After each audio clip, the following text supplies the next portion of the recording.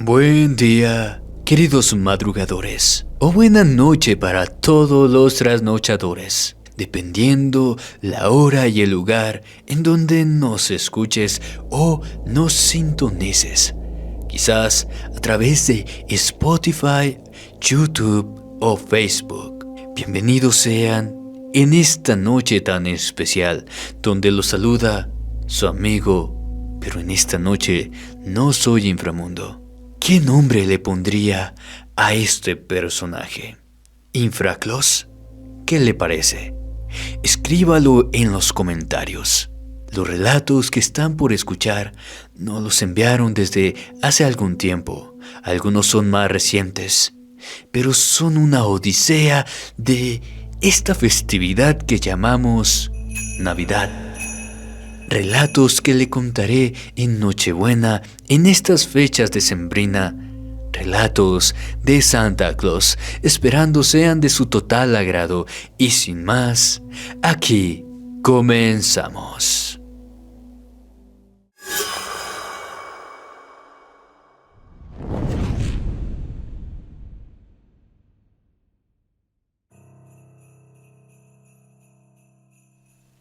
La historia que están a punto de escuchar nos la contó nuestra seguidora Catalina Reyes Prado, desde Veracruz, México. Ella cuenta que cuando era niña sus padres solían llevarla a ella y a sus hermanos a la casa de sus abuelos durante las vacaciones de fin de año, con el fin de pasar las fiestas de Navidad y Año Nuevo junto a esa parte de la familia. Catalina relata que la casa estaba ubicada en una zona tranquila y residencial, donde los vecinos construían enormes y lujosas viviendas con el afán de ser lo más llamativas posibles. Esto se debía al buen estado económico que solían tener las familias que vivían ahí en aquellas épocas, y aunque sus abuelos no eran tan adinerados como los demás, sí sabían sobresalir del resto, sobre todo al momento de ornamentar las casas con luces y adornos fabricados por ellos mismos. Eso hacía que la casa de los abuelos se viera distinta y por consiguiente todas las miradas se posaban en ella. A raíz de ello, los mismos vecinos les pedían a los abuelos que también se encargaran de ornamentar sus casas, lo cual representaba una oportunidad más de trabajo que no podían darse el lujo de desaprovechar. Ahora bien, esto no solo les permitía conocer a más personas con las que interactuaban, sino que también los llevaban a hacerse conocidos en otras colonias. Fue así que, cuando en esa ocasión llegaron a la casa, notaron que los abuelos estaban pasando por una situación bastante preocupante, según Catalina, quien en ese entonces tenía alrededor de 12 años. Al darse cuenta de que sus abuelos se mostraban temerosos, logró escuchar una conversación que estos tuvieron con sus padres. De esa manera se enteró de que su abuelo había tenido una discusión bastante fuerte con un cliente, un señor que vivía en otra colonia y que, al parecer, no cumplió con la parte del trato acordado al momento de ornamentar con las luces del hogar. El punto es que discutieron de manera acalorada y para evitar que las cosas pasaran a mayores, el abuelo decidió suspender el trabajo y regresar a su casa. Eso fue lo que enfureció aún más al cliente. Catalina no entendió muy bien todo lo que ocurrió, ni tampoco supo el motivo por el cual sus abuelos, a pesar de haber cortado toda relación y comunicación con ese hombre, se encontraban tan preocupados y temerosos. Y como no podía hacerles preguntas al respecto, ya que eran asuntos de mayores, se quedó con esa intriga. sin saber a ciencia cierta qué era lo que ocasionaba ese ambiente tan apagado. Los días siguientes estuvieron llenos de relajo y alegrías, lo cual ayudó a que todo el entorno volviera a ser alegre como antes, por lo que la situación con la que se encontraron al llegar prácticamente dejó de existir. Sin embargo, cuando faltaba muy poco para las fiestas de Navidad, Catalina comenzó a notar sucesos extraños que iban ocurriendo en la casa de manera gradual. Esa tarde Catalina se encontraba sola en la casa. Sus padres habían salido junto con sus hermanos y abuelos para realizar las compras de las últimas cosas que necesitaban para tener todo listo para la Nochebuena. Ella se quedó justamente porque un repartidor llegaría en esas horas a dejar una compra que habían realizado por medio de internet. El punto es que Catalina, en un principio, estaba tranquila, mirando a la televisión de la sala y bebiendo un refresco, cuando de repente escuchó claramente que alguien llamó a la puerta, pero de un modo muy poco convencional. Ella nos cuenta que golpearon la puerta con furia, como si quien lo hiciera estuviera molesto. Recuerden que para eso entonces, lo sucedido con el cliente conflictivo del abuelo ya se había olvidado, por lo que ella quedó pasmada, sin entender muy bien lo que estaba pasando.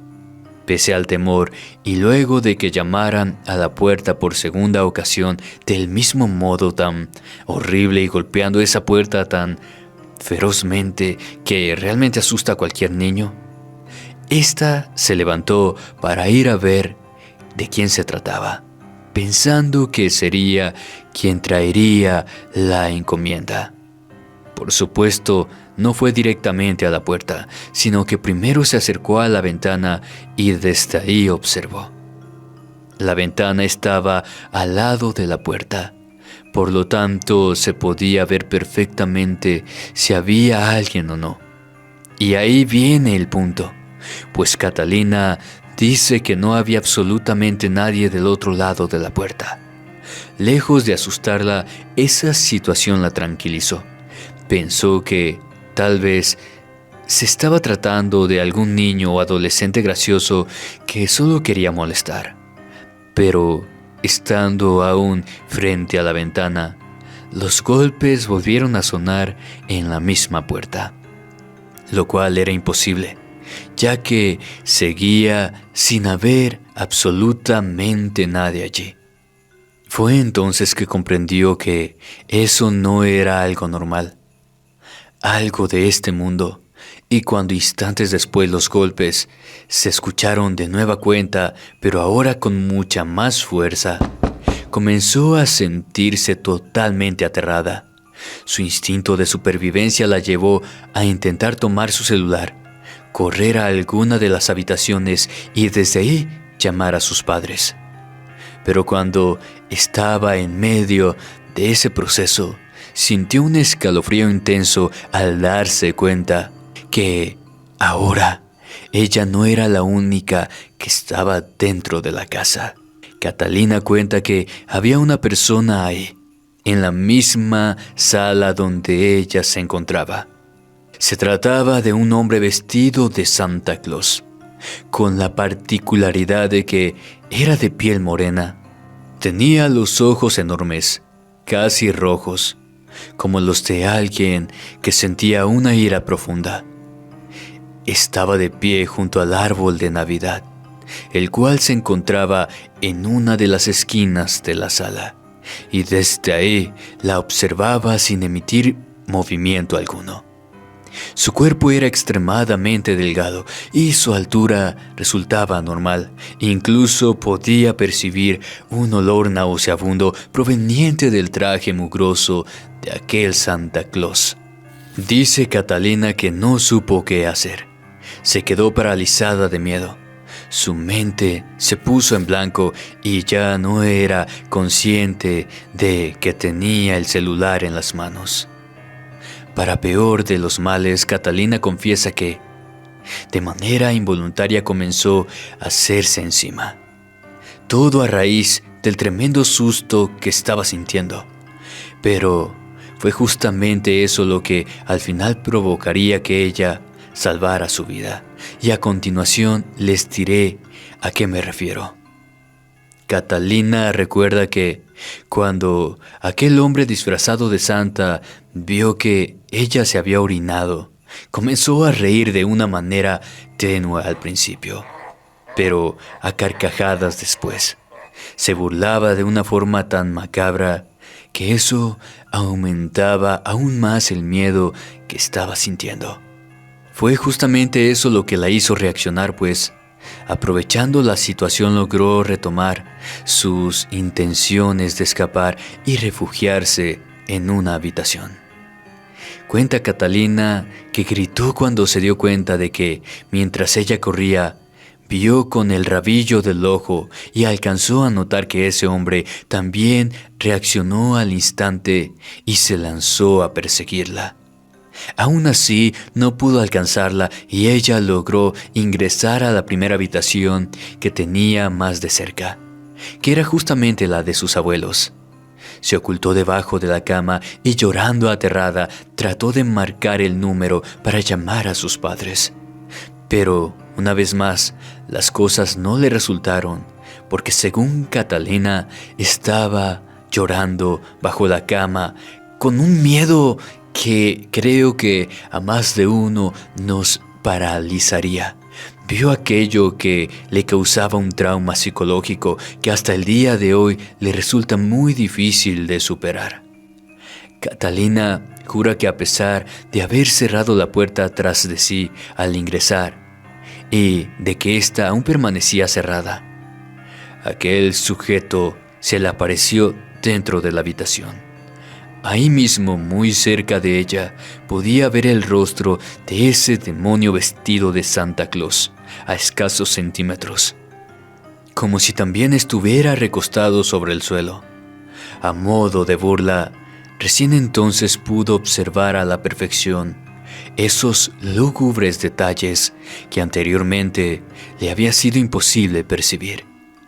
Los ojos del hombre no eran enormes, sino que estaban sobresalidos, como a punto de desprenderse de las cuencas. De igual manera, descubrió que el sujeto no tenía la piel morena, sino que presentaba ese color porque su piel estaba en proceso de descomposición, lo cual explicaba su extremada delgadez y el repulsivo olor a putrefacción, a podrido que despedía su presencia.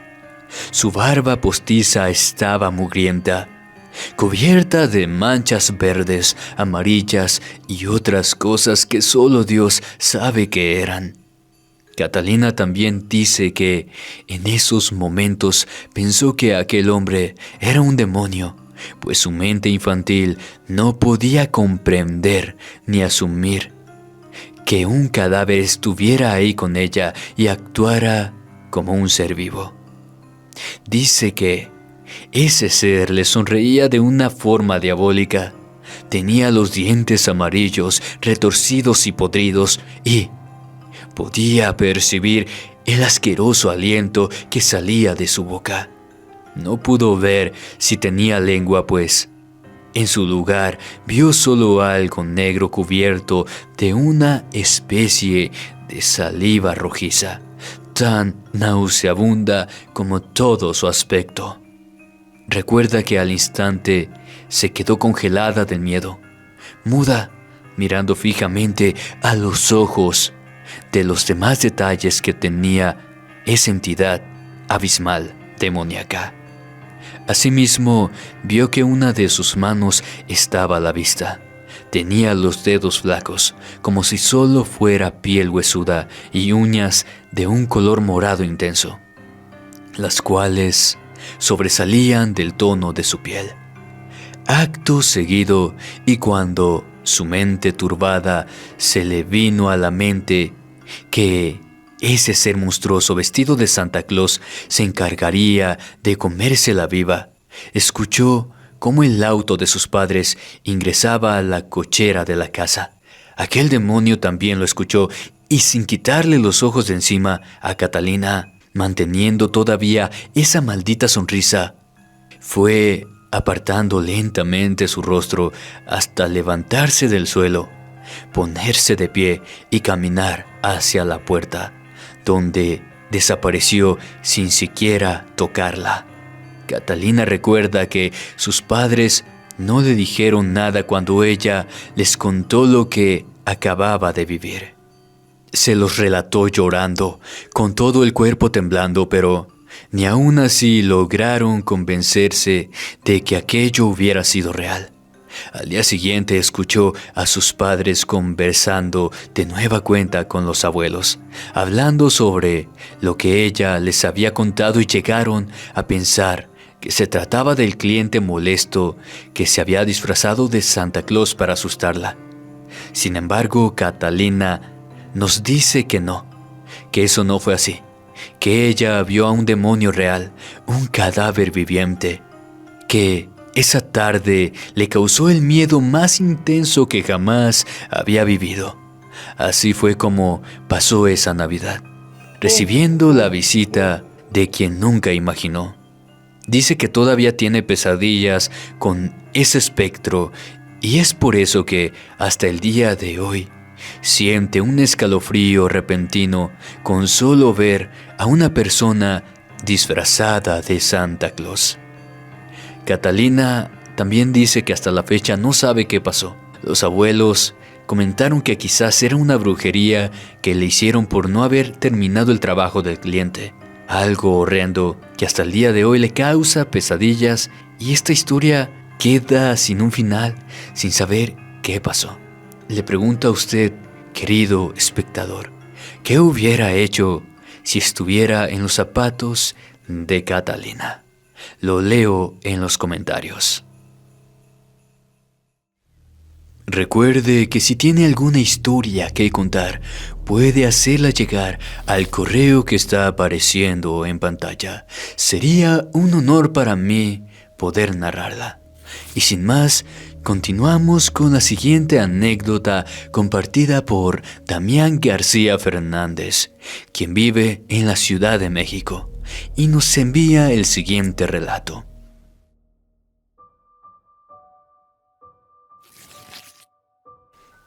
Damián creció en una colonia humilde. Desde niño supo lo que era la pobreza y los estragos que ésta podía ocasionar en una familia numerosa, tal como era su caso. Eran 11 hermanos en total. Lamentablemente, 3 de ellos perdieron la vida siendo aún niños, a causa de diversas enfermedades derivadas de la mala alimentación.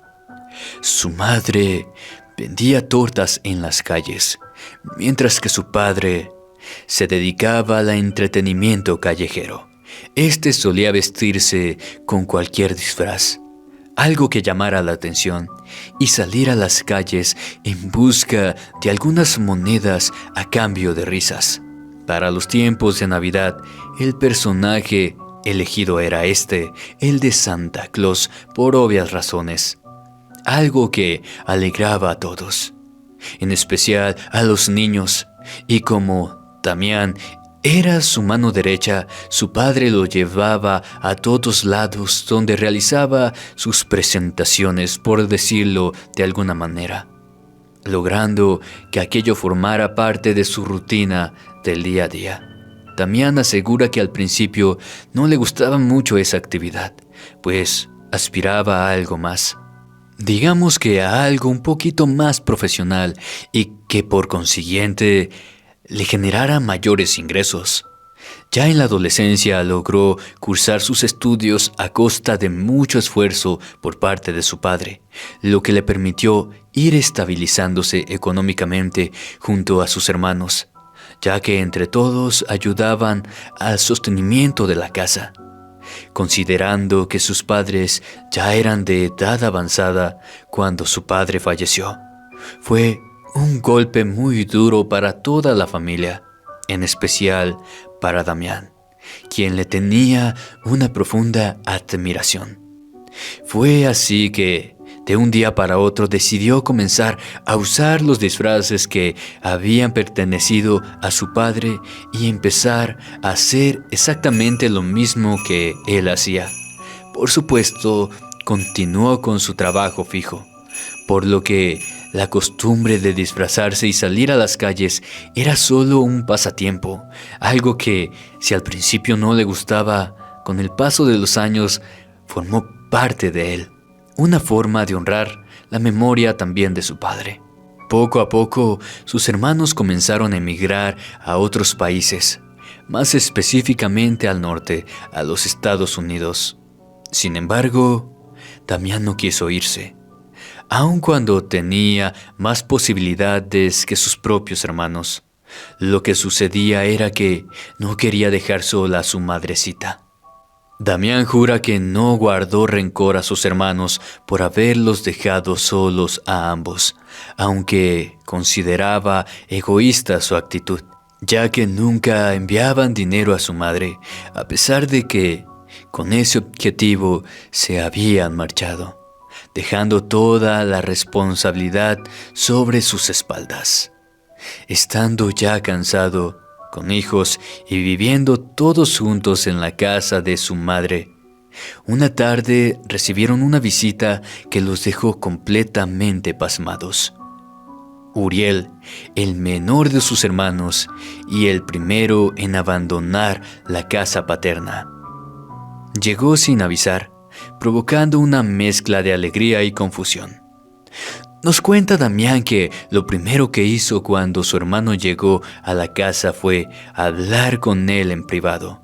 Primero, para reclamar por haber desaparecido y olvidarse de su madre por completo. Y en segundo lugar, porque su regreso no era casual. Estaba seguro de que algo había sucedido, que había algo detrás de todo. Y eso fue lo que le exigió que le contara. Fue entonces cuando su hermano Uriel le contó una historia que lo dejó completamente enmudecido. Damián nos asegura que sentía una impotencia impresionante conforme iba escuchando todo lo que Uriel le narraba sobre lo que había cometido durante esos años de ausencia.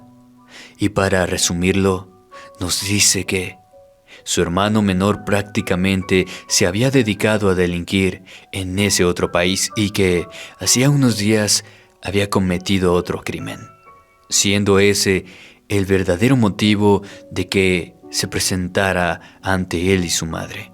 Pero lo más impactante era que, a pesar de que su hermano se sentía salvo por estar ya en México, para Damián, las cosas aún no habían terminado.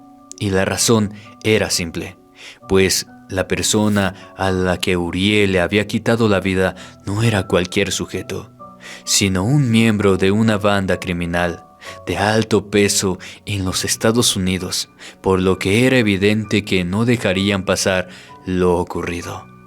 Aún así, su hermano comenzó a hacer una vida aparentemente normal y como todavía no conseguía un trabajo que le permitiera obtener ingresos, Damián le propuso comenzar a usar los disfraces que le habían pertenecido a su padre. Al menos así podía ganarse algunas monedas. Uriel aceptó sin decir nada, pues qué mejor para él que salir disfrazado y evitar que alguien pudiera reconocerlo. No obstante, un día como cualquier otro, sucedió aquello que mantuvo en vela a toda la familia. Ya faltaba poco para la Navidad, así que esa mañana su hermano Uriel vistió el disfraz de Santa Claus y salió de la casa, pero pasaron las horas y ya no regresó. Nos cuenta Damián que sintió un miedo profundo por lo que pudiera haberle pasado a su hermano, y manteniendo la situación oculta para su madre, salió de la casa a buscarlo. Al no encontrarlo, finalmente decidió acudir en busca de ayuda policial. A medida que iban pasando los días, Damián cuenta que la desesperación crecía cada vez más en él, Por otro lado, su madre, a pesar de que ya presentaba problemas de memoria, comenzó a notar la ausencia de su hijo Uriel, por lo que de vez en cuando le hacía preguntas al respecto.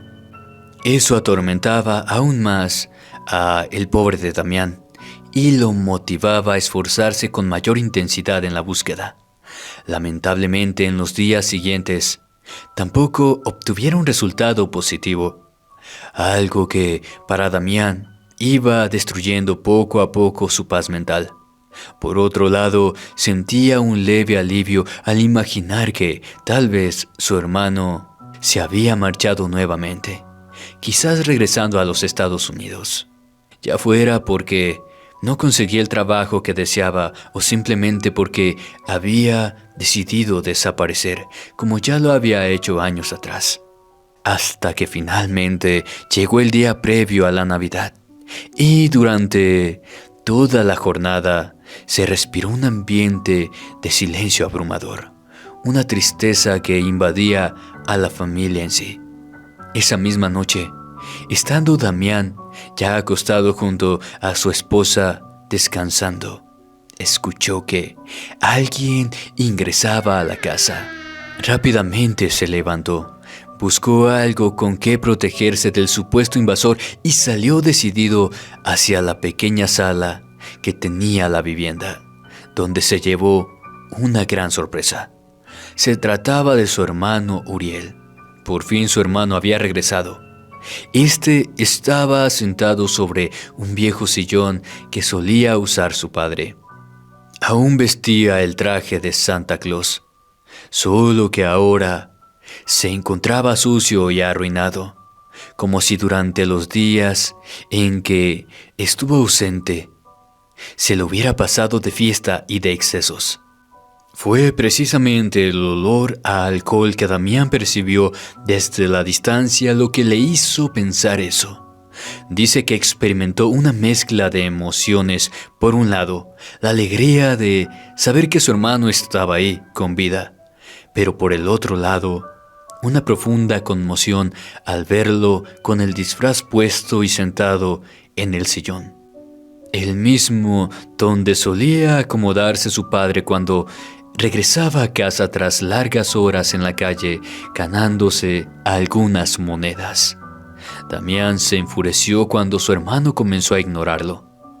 Sentado en esa posición tan relajada, aún parecía ebrio y tan solo se limitaba a mirarlo. No había expresión alguna en su rostro, solo sus ojos fijos en los de Damián. No respondía a sus preguntas ni se movía, como si ni siquiera quisiera expresarse mediante su lengua corporal. Debido a que Damián levantó un poco la voz, su esposa también se levantó y fue a la sala para ver qué sucedía. Poco después hicieron lo mismo sus hijos, pero no solo ellos notaron la presencia de Uriel, sino también la madre, quien desde su habitación, postrada en una cama de la que no podía levantarse ya desde hacía semanas, pronunció el nombre de su hijo perdido con las pocas fuerzas que aún le quedaban. Los presentes fueron testigos de cómo Uriel se levantó del sillón y sin mediar palabra alguna, se dirigió a la habitación de su madre para responder a su llamado. Nadie dijo nada más. Damián prefirió dejar todo así y regresar a la cama, pensando que Uriel se quedaría dormido en la casa y que al día siguiente podrían hablar con más calma. Acertó al pensar que su hermano seguiría ahí hasta el día siguiente, pero jamás imaginaron la forma en que lo encontrarían. Uriel se hallaba arrodillado frente a la cama con la cabeza recostado sobre el vientre de su madre, mientras ella mantenía sus manos sobre su cabello, como si se le estuviera acariciando la cabeza, tal como lo hacía cuando eran niños. Ambos estaban sin vida. Su madre falleció. Durante esa madrugada, al igual que a Uriel, presentaba un orificio de bala en la nuca, algo que ni Damián ni los demás habían notado durante la noche. No obstante, lo más impactante de todo es que Damián cuenta que el cuerpo de su hermano Uriel se encontraba en un avanzado estado de descomposición, como si llevara varios días sin vida. En efecto, la autopsia reveló que había muerto el mismo día en el que desapareció. Está de más decir que le arrebataron la vida, seguramente las mismas personas enviadas por el grupo criminal con el que se había involucrado, ya que también operaban en México. Hasta este punto, ¿qué opina al respecto de estas historias ocurridas en Navidad? Lo leo en la caja de comentarios.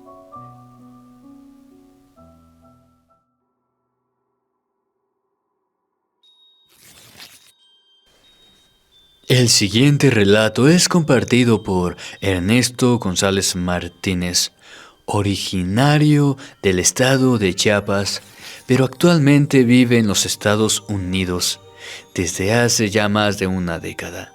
Actualmente, Ernesto tiene 42 años de edad y hoy quiere compartirnos una experiencia que vivió cuando apenas tenía poco tiempo viviendo en los Estados Unidos, que tenía poco de haber llegado a ese país junto a su hermano.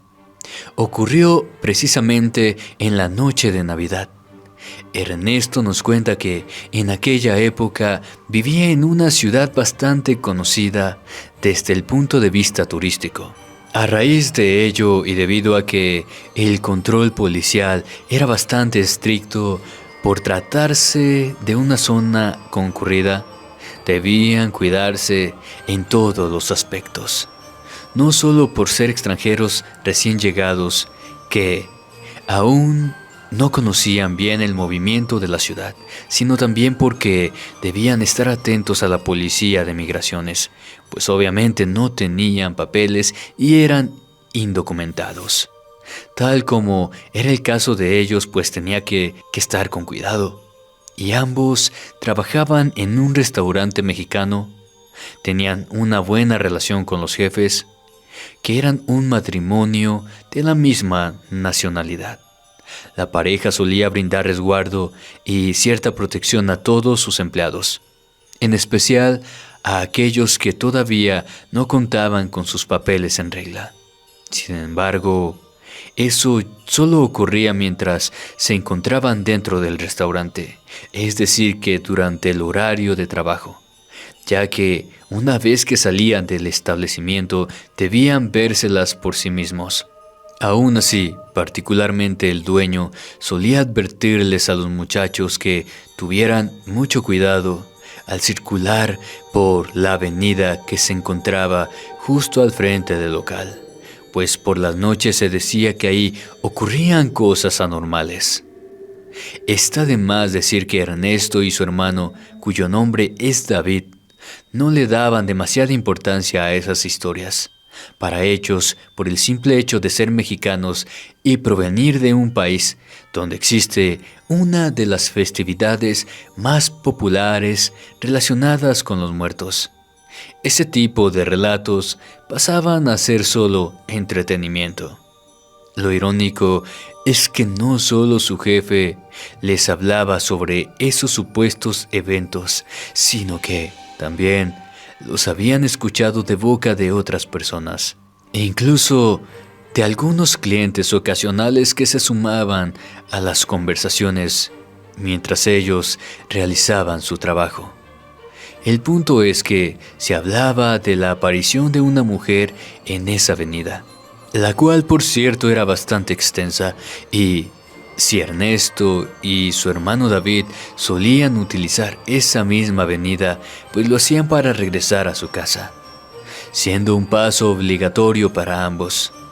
Hasta ese momento nunca les había ocurrido algo extraño. Si bien en algunas ocasiones llegaron a ver sombras moviéndose entre los sectores oscuros de las estructuras que había a ambos lados del pavimento, después de eso no volvieron a experimentar nada fuera de lo común. Es más, Ernesto cuenta que durante los primeros días iban caminando hasta el restaurante y regresaban de la misma manera. Trabajaban en horarios rotativos, sabiendo que en ocasiones les tocaba pasar por esa avenida en plena noche, tanto por las zonas oscuras como por las bastante iluminadas. Nunca les ocurrió nada ni tampoco se asustaron demasiado, pues a fin de cuentas, al tratarse de una avenida, el tráfico era constante y muchos autos no dejaban de circular por ahí durante toda la jornada. Ernesto cuenta que esa mañana de Nochebuena su hermano se levantó sintiéndose muy mal. Tomó un poco de té, luego se automedicó y bebió una pastilla, pero ni aún así logró recuperarse. Cuando Ernesto llamó al trabajo para avisar que su hermano no podría asistir esa noche al restaurante, el jefe se puso furioso, pero no tuvo otra opción que aceptar que solo Ernesto se presentaría. Durante el trayecto iba pensando que seguramente buscaría un reemplazo para ocupar el puesto de David. Pero cuando llegó, se dio cuenta que no era así. Por consiguiente, los únicos 4 empleados que tenían ese día debieron encargarse de todo el trabajo, lo cual significaba que trabajarían más de la cuenta, incluyendo varias horas extra. En fin, ya casi era la medianoche cuando por fin les permitieron marcharse a sus casas. Ernesto se apresuró para llegar a su hogar y ver a su hermano, pensando que éste ya tendría lista la mesa navideña, puesto que eso era lo que habían acordado. Sin embargo, cuando iba transitando ya en una motocicleta por esa avenida, la cual había adquirido recientemente, fue cuando tuvo la experiencia que le cambiaría la vida para siempre. Ernesto nos cuenta que, como era de esperarse, la avenida no solo estaba siendo transitada por automóviles, sino también por personas que caminaban por los costados al igual que él. Pero, dada la hora, ya no eran tantas. En su mayoría se trataban de personas de la calle o borrachos que deambulaban por ahí sin rumbo fijo. Entre ellos, había algunos que llamaban la atención debido a su aspecto. Un claro ejemplo era el personaje que vio vestido de Santa Claus, quien sentado sobre una banqueta lo observaba mientras se acercaba. Ernesto asegura que en ese entonces tenía una complexión robusta y fuerte, y aunque hasta ese momento nunca se había tenido que defender de delincuentes, siempre estaba predispuesto a hacerlo si era necesario. Eso fue lo que le pasó por la mente cuando vio de manera en que ese sujeto vestido de Santa Claus lo observaba, como si fuera un ladrón, estudiando a su víctima antes de robarlo, a la distancia. Por un momento pensó en tomar otro rumbo, pero decidió no acobardarse y continuar. Por otro lado, y debido a que desde esa distancia podía notar que aquel extraño no parecía tener un cuerpo fuerte, se confió, diciéndose a sí mismo que podría vencerlo con facilidad si ese fuera el caso. Ahora bien, a medida que se iba acercando cada vez más, comenzó a notar que el sujeto adoptaba actitudes extrañas. Por ejemplo, se ponía de pie y miraba hacia todos lados. Luego volvía la mirada hacia Ernesto y se sentaba otra vez. Esto fue en cuestión de segundos, y prácticamente parecía asegurarse de que no hubiera más personas en las cercanías. Claras intenciones de esperar a quedarse solo con él. El punto es que Ernesto ya estaba prácticamente preparado para lo que vendría, por lo que, antes de subir a su moto mientras salía de su trabajo, sacó una navaja que llevaba en su mochila y continuó directo hacia su destino. Estando ya a unos pocos metros de distancia, vio que ese santa bajó la cabeza y así se quedó hasta que él pasó a su lado. Por obvias razones no pudo ver su rostro. dándole a entender que esa era su intención al agachar la cabeza.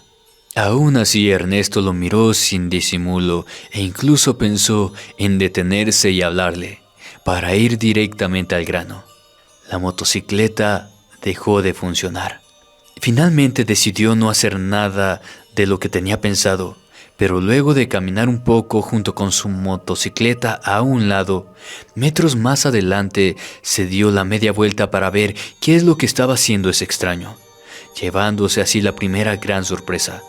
Aquel hombre vestido de santa ya no estaba, y por más que lo buscó con la mirada, no lo encontró por ningún lado. Era como si se lo hubiera tragado la tierra. Mientras continuaba caminando, persistía en intentar descubrir qué había pasado hacía apenas unos minutos. Se detuvo, de nueva cuenta intentó encender la motocicleta, pero nada. Otra vez volvió a mirar hacia atrás, pero el santa seguía sin aparecer, y cuando ya faltaban pocos metros, tomó un desvío para alejarse de esa avenida. Coincidiendo con un sector poco iluminado, logró ver así la silueta de una persona de pie, apoyada sobre un árbol.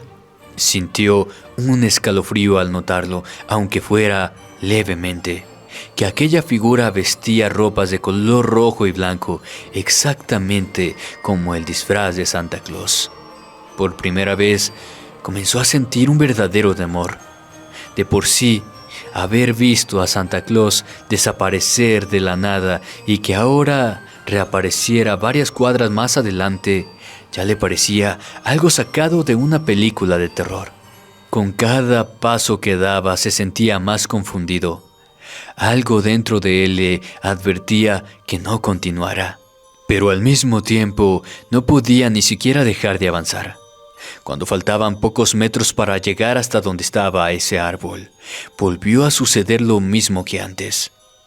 Esa persona vestida de Santa Claus bajó la cabeza y al pasar de nuevo a su lado, no tuvo dudas de que se trataba del mismo tipo. Tenía el mismo cuerpo físico e incluso el traje era idéntico. No había manera de negarlo. El miedo ahora era mayor y comenzaba a dominarlo por completo. Mientras trataba de encontrar una explicación lógica, aceleró el paso pesadamente, pues también su moto era muy pesada. Y aún sumido en ese estado de incertidumbre, escuchó como si alguien lo estuviera siguiendo por detrás, con pasos firmes. Apenas giró la cabeza, y eso bastó para saber que se trataba de ese Santa Claus, solo que ahora venía corriendo detrás de él, mostrando su rostro, cuyas facciones no lograba distinguir con claridad, ya que parecía deforme. La incertidumbre de no saber de qué se trataba terminó cuando, en una de las veces que se dio la media vuelta para mirarlo, ya no lo encontró detrás. Pero al volver la vista al frente, se topó con esa cosa a unos pocos metros de distancia, esperándolo a que llegara. Ernesto nos describe que ese sujeto era prácticamente un monstruo. Su rostro era demacrado y pálido. Podía divisar las venas sobresaliendo de su cara y de su frente. La barba blanca era postiza y le colgaba casi hasta la altura del ombligo. Era flaco y alto, y a pesar del traje ancho que llevaba puesto, podía darse cuenta de que todo su cuerpo presentaba malformaciones. Ernesto agrega que ese Santa Claus no tenía nada en sus manos, haciendo referencia a que no llevaba el típico bolso rojo como otros que también había visto disfrazados. Sí notó que usaba guantes negros, cuya imagen le quedó grabada ya que, al haberlo paralizado el miedo, ese ser quiso ir más allá y provocarle el terror más grande y puro que jamás imaginó padecer. Aquella cosa movió sus manos y las llevó hasta su barba. Lentamente comenzó a bajarla, como si quisiera quitársela, pero en realidad sus intenciones eran otras, pues solo la descendió hasta dejar a la vista de Ernesto lo que debería haber sido una mandíbula. Esta no estaba, es decir, no tenía quijada. En su lugar podía haber carne expuesta cubierta por sangre, mientras una larga lengua se movía como si tuviera vida propia. Ernesto aventó la motocicleta horrorizado y corrió, incluso cruzó la avenida sin pensar que podía ser atropellado. Cuando llegó al lado opuesto, volteó a mirar a ese demonio, pero este ya no estaba. Nadie lo asistió. Tuvo que llegar como pudo hasta su casa, donde encontró a su hermano aún enfermo. Pero aún así, este salió a buscar ayuda para calmar el ataque de pánico que Ernesto había sufrido. Y por increíble que pareciera, la motocicleta aún estaba tirada en el piso.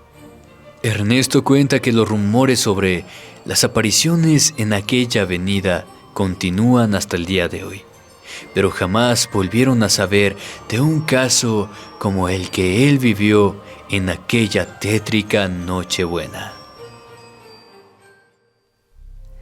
Espectador, le pregunto, ¿qué opina de esta historia, de esta anécdota, o como lo quiera llamar, de este cuento navideño, estas historias de Santa Claus, las cuales nos dejan pensando con esa pregunta que ya es muy común en el canal? ¿Usted qué haría si se enfrentara a un Santa Claus del terror? Lo leemos en los comentarios. Antes de despedirme, quiero desearles felices fiestas decembrinas, feliz Navidad y próspero Año Nuevo, esperando que estas historias hayan sido de su agrado. Y nos vemos en 2026 con nuevas historias, nuevas anécdotas espeluznantes, ya sean narradas o aquí a cámara frente a ustedes. Muchas gracias por todo su apoyo y le agradezco el si puede compartir el video con los amantes del terror. Me despido, no sin antes desearle dulces pesadillas, buenas noches y hasta la próxima.